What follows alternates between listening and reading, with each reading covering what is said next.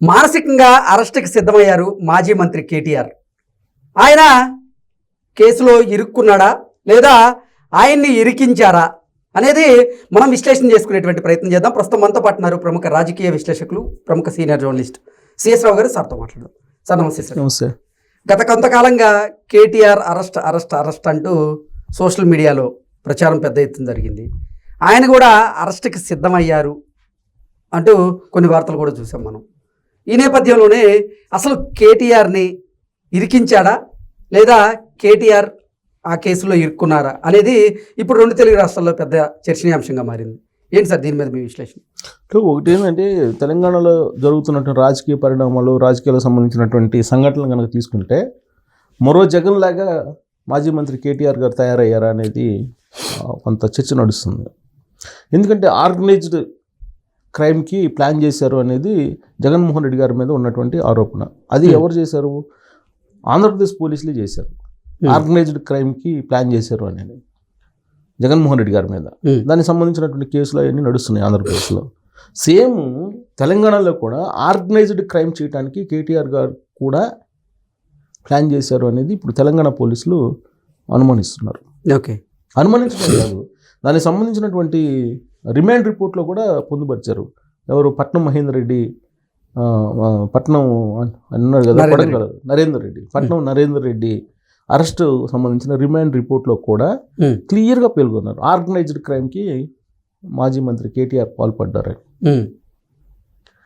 అంటే మరో జగన్మోహన్ రెడ్డి లాగా ఇక్కడ కేటీఆర్ గారు వ్యవహరిస్తున్నారు అనేది.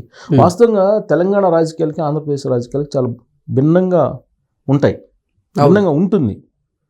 ఇక్కడ చాలా స్మూత్గా ఉంటాయి పాలిటిక్స్, అగ్రెసివ్ ఉండదు. ఆంధ్రప్రదేశ్లో అలా కాదు. అక్కడ అన్ని రకరకాల కులాలు, గుంపులాట్లు చాలా ఉంటాయి అక్కడ, ప్రాంతీయ విభేదాలు. కానీ తెలంగాణలో అలా లేదు. కానీ తెలంగాణకు కూడా అలాంటి సంస్కృతినే ఇప్పుడు కేటీఆర్ గారు తీసుకొస్తున్నారు, వచ్చేటువంటి ప్రయత్నం చేశారనేది తాజా రిమాండ్ రిపోర్ట్లో ఉన్నటువంటి అంశం. ఓకే, కారణం ఏంటంటే, సరే ఆయన ఫార్ములా ఈ రేస్లో ఏదో ఫ్రాడ్కి పాల్పడ్డాడు అనేది ఒక ఆరోపణ. దాంట్లో అరెస్ట్ అవుతాడు ఆయన రేపో మాపో అనేది దాదాపుగా 2-3 వారాల నుంచి నడుస్తుంది. అవును. అయితే ఆ కేసులో అరెస్ట్ అయితే సింపతి వచ్చింది ఆయనకి. కరప్షన్లో అరెస్ట్ కావడం అనేది సహజం అనేది పబ్లిక్లోకి వెళ్ళిపోయారు, పబ్లిక్లోకి తీసుకెళ్ళిపోయారు వ్యూహాత్మకంగా పొలిటీషియన్స్ అనేది. అసలు కరప్షన్ చేయనివాడు ఎవడు అనేటువంటి ప్రశ్న ప్రజల నుంచే వస్తుంది. ఓకే, ఆ స్థితికి తీసుకెళ్లారు ప్రజల్ని. అది చాలా ప్రమాదకరమైనటువంటి సిచ్యువేషన్. అది ఆ సిచ్యువేషన్కి తీసుకెళ్లారు 2 రాష్ట్రాల్లో కూడా. ఇప్పుడు కేటీఆర్ గారు అరెస్ట్ అయ్యేటువంటి కేసు ఏదైనా ఉందంటే ఫార్ములా ఈ కన్నా కూడా ఇప్పుడు అధికారుల్ని కొట్టించారు అనేటువంటి కేసులో ఆయన జైలుకి వెళ్ళే అవకాశం ఉంది ఇవాళ రేపట్లో. ఓకే, కారణం ఏంటంటే పక్కా ఎవిడెన్స్ని సేకరించారు. కలెక్టర్ మీద దాడి కేసులో కలెక్టరు అలాగే ఇంకొక అధికారి ఇద్దరు మీద దాడి చేశారు కదా అక్కడ లగచర్లలో, కొడంగల్ నియోజకవర్గం లగచర్లలో. అధికారులు ఆ విధంగా కొడతారా ఎవరైనా? అసలు ఏ గవర్నమెంట్లో అయినా జరిగిందా? దానికి వీళ్ళేం చెప్తున్నారు, రేవంత్ రెడ్డి గారి ప్రభుత్వం మీద వ్యతిరేకత ఎక్కువైపోయింది, అందుకే అధికారులను ఎమ్మడిపడి కొట్టారు అని చెప్పి వాళ్ళు చెప్తున్నారు. బీఆర్ఎస్ వాళ్ళు ఎప్పుడు ప్రజలు అధికారుల జోలికి రారండి. ఎవరో ఒకళ్ళు వెనకుండి వాళ్ళని ప్రొవోక్ చేస్తే తప్ప ప్రజలు ఎప్పుడు కూడా అధికారులని టచ్ చేసిన ధైర్యం చేయరు అసలు. అవును. ఇప్పుడు ఈ లీడర్లకు కానీ వీళ్ళకైతే పోలీస్ స్టేషన్కి వెళ్ళినా కోర్టుకి వెళ్ళినా కానీ పెద్దగా ఏమో ఫరాక్ పడదు వీళ్ళకి, అది పెద్ద నామూషగా కూడా ఫీల్ కారు. అవును. కానీ ఒక సామాన్యమైనటువంటి వాళ్ళు, పల్లెటూరులో గ్రామాల్లో ఉండేటువంటి వాళ్ళు పోలీసులు ఇంటికి వస్తేనే అవమానంగా ఫీల్ అవుతుంటారు. ఒక రకంగా గ్రామంలోకి వస్తేనే పోలీసులు భయపడుతూ ఉంటారు, ఆందోళన చెందుతూ ఉంటారు. అలాంటిది ఒక కలెక్టర్ని, తర్వాత ఒక అధికారిని, ఉన్నతాధికారిని పట్టుకొని కొట్టారు ఎప్పుడుపడి అంటే వెంకటరెడ్డి ఏదో అతని పేరు అధికారి, ఇతనేమో జైనో ఏదో వీళ్ళిద్దరిని కొట్టారు అని అంటే హత్యాయత్నం చేయబోయారు. అసలు చంపేయాలి అనుకుని కుట్రబడినారని అక్కడ అధికారులు. ఇప్పుడు ఐజీ చెప్తున్నారు కదా, ఒక చంపేయాలి అనేటువంటి కుట్రబడినారు అనేది. అంటే అది క్షమించరనేటువంటి నేరం కదా. ఇప్పుడు పట్నం అతను చెప్పినట్టు నరేందర్ రెడ్డి, పట్నం నరేందర్ రెడ్డి మాజీ ఎమ్మెల్యే కొడంగల్, అతను పట్టుకొని పోలీసులు విచారిస్తే ఆయన చెప్పింది ఏంటి, ఆయన మొత్తం ఎల్లగెక్కాడు. అప్రూవర్గా మారారు. ఇది అప్రూవర్గా మారారు. దాంతోపాటు అక్కడ ఉన్న కార్యకర్త ఎవరో ఒక అతను పట్టుకుంటే, వెంకటేష్ ఏదో పేరు, అతను పట్టుకుంటే అతను మొత్తం చెప్పేశాడు దీని వెనక ఎవరెవరు ఉన్నారు, ఎవరు చేయించారు అని ఆర్గనైజ్డ్గా. దీని మీద ప్రాథమిక ఇన్వెస్టిగేషన్ చేస్తే అక్కడ దాడి చేసినటువంటి వాళ్ళల్లో మొత్తం 40 మందిని ఐడెంటిఫై చేస్తే దాడి చేసినటువంటి ప్రధానమైనటువంటి వాళ్ళల్లో 19 మంది ఉంటే ఆ 19 మంది ఎవరు రైతులు లేరంట. అక్కడ ఒక భూమి ఉన్న వాళ్ళు ఎవరు లేరంట అక్కడ. ఓకే. ఇప్పుడు అక్కడ జరిగిన గొడవ ఏంటి? ఫార్మాసిటీ పెట్టాలి అనుకున్నారు. ఫార్మాసిటీ పెట్టాలనుకున్నప్పుడు భూములు అక్విజిషన్ చేయడానికి వాళ్ళు ప్రయత్నం చేసి గ్రామ సభ పెట్టడానికి వెళ్ళారు. గ్రామ సభ పెట్టడానికి వెళ్ళినప్పుడు అధికారులు కొడతారు. ఎవరన్నా అభ్యంతరాలు ఉంటే ఏదన్నా చెప్తారు. కొట్టడానికి ప్లాన్ చేశారు, ముందే ప్లాన్ చేసి పంపించారు అనేది అతను ఇచ్చినటువంటి వాంగ్మూలం. ఓకే. దాని మీద ఎంక్వైరీ చేస్తే ఆ కొట్టినటువంటి వాళ్ళు, అత్యాచారానికి పాల్పడినటువంటి వాళ్ళు 19 మంది అసలు భూములే లేవంట. 19 మందికి భూములు లేనివాడికి అసలు వాళ్ళని కొట్టాల్సిన అవసరం ఏముంది అసలు? అంటే ఇది ఆర్గనైజ్డ్ క్రైమ్. పోలీసులు ప్రాథమిక ఇన్వెస్టిగేషన్ ప్రకారం ఇది ఆర్గనైజ్డ్ క్రైమ్. దీని వెనక ఎవరున్నారంటే కేటీఆర్ గారు ఉన్నారని చెప్పి పోలీసు ప్రాథమిక విచారణలోనే తేలుతుంది. దీంట్లో ఆయన జైలుకు పోతే పిసురింత కూడా ఇసుమంత కూడా సానుభూతి రాదు. ఫార్ములా ఈఎన్ అయితే చెప్పుకోవచ్చు ఆయన, నేను ఫార్ములా ఈ నిర్వహించాను, తెలంగాణ బ్రాండ్ క్రియేట్ చేయడానికి నేను పెట్టాను అని చెప్తే ఏదైనా నమ్ముతారు.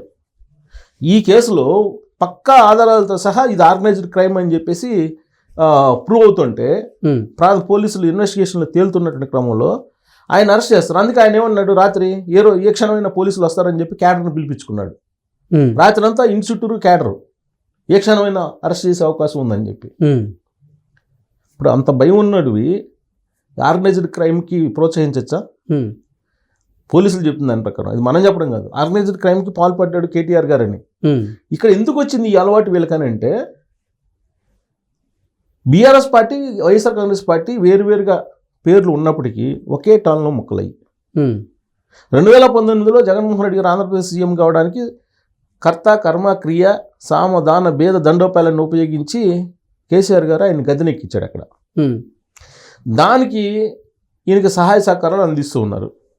2023 అసెంబ్లీ ఎన్నికల్లో పెద్దిరెడ్డి గారు, చెవిరెడ్డి భాస్కర్ రెడ్డి గారు హైదరాబాద్ వచ్చి కూర్చొని కేసీఆర్ గారిని గెలిపించడానికి ప్రయత్నం చేశారా లేదా? అంటే ఈ రెండు పార్టీల ఎత్తుగడలు, వ్యూహాలు ఒకటే. ఇప్పుడు ఈ రెండు పార్టీలు ప్రతిపక్షంలో ఉన్నాయి. అక్కడ ఆర్గనైజ్డ్ క్రైమ్కి జగన్మోహన్ రెడ్డి గారు పాల్పడుతున్నారని చెప్పి బయటకు వచ్చింది. ఇక్కడ ఆర్గనైజ్డ్ క్రైమ్కి కేటీఆర్ గారు పాల్పడుతున్నారని పోలీసులు ఆల్రెడీ అనువలు కలుగుతున్నారు. అక్కడ ఇంటెలిజెన్స్ జగన్మోహన్ రెడ్డి గారి మీద చెప్తుంది, ఇక్కడ ఇంటెలిజెన్స్ కేటీఆర్ గారి మీద చెప్తుంది. అంటే వీళ్ళు కూడబలుకొని ఆర్గనైజ్డ్ క్రైమ్కి పాల్పడి ఉండేటువంటి ప్రభుత్వాలని బదనాం చేయడానికి రెడీ అయ్యారు అనేది పోలీసుల ఇన్వెస్టిగేషన్లో తేలుతుంది. మరి వీళ్ళని అరెస్ట్ చేయాలా, లేకపోతే అరెస్ట్ చేయకుండా వీళ్ళని అలా తిరగనివ్వాలా? ఇప్పుడు తెలంగాణలో మనం తీసుకుంటే వరుస సంఘటనలు, అప్పుడు వీళ్ళు జాబ్ క్యాలెండర్ ప్రకటించారు, నోటిఫికేషన్స్ ఇస్తున్నారు, జాబ్స్ చేస్తున్నారు. ఆ నోటిఫికేషన్ అది గ్రూప్ 1 ఆపాలని చెప్పేసి ధర్నాలు చేసిన వెనక కూడా ఈ యూనివర్సిటీలో కొంతమంది బీఆర్ఎస్ పార్టీ విద్యార్థి విభాగాన్ని పెట్టుకొని డబ్బులు ఇచ్చి నడిపించారనేది అప్పుడు ఆరోపణలు ఎదుర్కొన్నారు వీళ్ళు. రైతుల విషయంలో కూడా అదే ఆరోపణలు ఎదుర్కొన్నారు.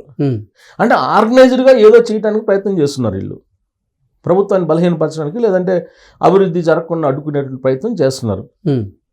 అక్కడ అదే పరిస్థితి. సో కాబట్టి ఆర్గనైజ్డ్ క్రైము చేయడానికి విపక్షాలు పాల్పడుతున్నది ఇంటెలిజెన్స్ నిఘా పెట్టితే తేలుతుంది. ఓకే. అక్కడికి ఇక్కడికి ఇచ్చిపుచ్చుకునేటువంటి ఉన్నాయి. ఇప్పుడు నిన్న అక్కడ సోషల్ మీడియా చేస్తే ఇక్కడ నిజామాబాద్లో తెలియదు ఒక కేసు. నిజామాబాద్ అతను ఒక అతను ఉన్నాడు కదా దీంట్లో. అంటే ఈ రెండు పార్టీలు కలిసి చేస్తున్నటువంటి పెద్ద కుట్రలు.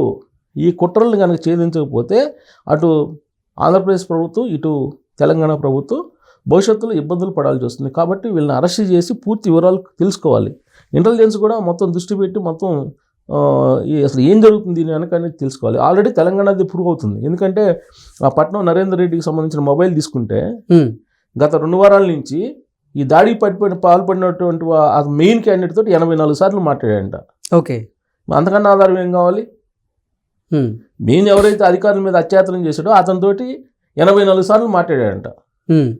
ప్రాథమికంగా విచారణ తేలింది. సో ఆయన మొబైల్ తీసుకొని మొత్తం తీసుకుంటే ప్రూవ్ అవుతుంది. అవును. కానీ అక్కడ ఇప్పుడు ఆర్గనైజ్డ్ క్రైమ్ సంబంధించి ఎదురుదాడి జరుగుతున్నారు అక్కడ. ఉమ్. ఇక్కడ ఎదురుదాడి జరగడానికి లేకుండా పోలీసులు ఇన్వెస్టిగేషన్ చాలా పకడ్బందీగా చేస్తున్నారు. కేటీఆర్ గారు 100కు 100% ఈ కేసులో అరెస్ట్ అవ్వడం అరెస్ట్. ఖాయం అంటారు. ఒకవేళ అరెస్ట్ చేయకపోతే రేవంత్ రెడ్డి గారు ప్రభుత్వం కేటీఆర్ గారు అన్నట్టు అది పడిపోయే ప్రభుత్వం అనుకోవాలి. Okay sir, thank you so much. Thank you.